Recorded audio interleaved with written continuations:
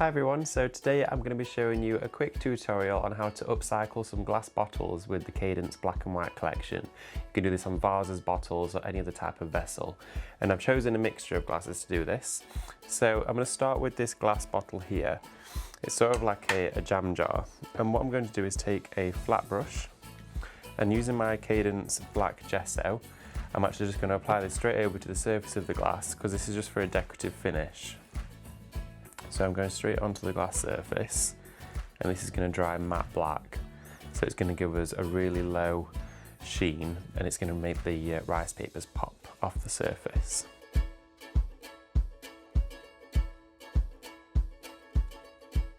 So now that I've applied the gesso on that bottle, I'm going to give it a quick dry with the hairdryer because it will dry really quickly and that will give us the finish with the paint. So I'm going to leave this one just to finish off drying, and I do have one here that is completely dry, which I'm going to make a set of bottles so they all stand together. What I'm going to do is take my rice papers and some wax. Now I've chosen the two combination here because I've got gold wax and I've got my foiled rice paper in here, so they're going to complement one another. So taking my gold Dora wax, I'm going to take a small amount on a stipple brush and just take it off onto my glass mat here. And then I'm going to start dragging it over the surface. Now because I've used that gesso, it's going to give me a matte finish, which means it's going to really catch the surface of anything dragged over it. So the gold will instantly start to shimmer and pop off the surface. So that bottle there is now ready for us to apply our rice papers. You can actually see, if I spin this round, all of the wax there has gone all over the gesso and really just giving it a lots of shimmer. So taking one of my rice papers, this one here is the A3 paper. I've already started to snip into it and I'm just going to show you how you can depict elements out of here. So if I go with my scissors just around this rose element, being cautious not to affect this image I've got here on my paper because I'll be using that in another project. We're going all the way around.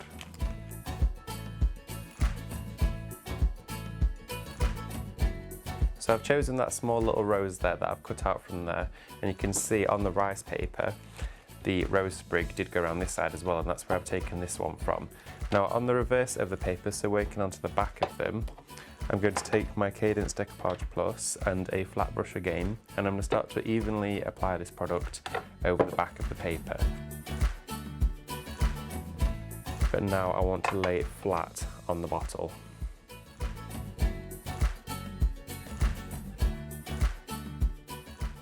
And work my way up, and all I'm doing is smoothing this out, and that just bunches out that sprig of roses so you can start to build your own images with the papers.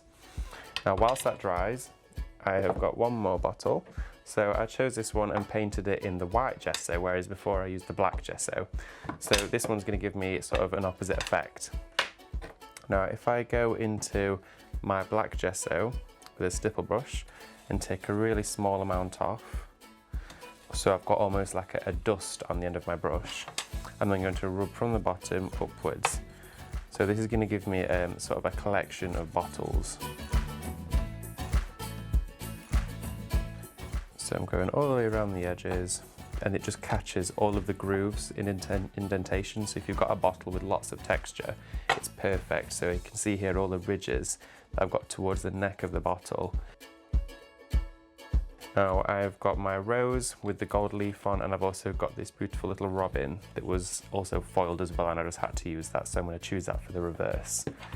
So I'm going back into my Decoupage Plus, now again working onto the reverse of our paper, as that's where we want to apply our glue because it's going to be flipping onto the back. So if you were to apply glue to the front of your paper first by accident, that's not a problem, it will just seal in the paper. If I look at the rose sprig in my hand, I can sort of see I want it to start from the bottom right and work its way up around the bottle as if it's sort of entwined and twisting around it. And then I've not gone back into my pot of product, I'm going to use the remaining product that is on the brush to act as the sealer. Just like that, and it's gone into all of those grooves that go all the way around the sides of it. So if I just flip it over, I'm going to take the little robin that I've cut out as well. we've got the two bottles.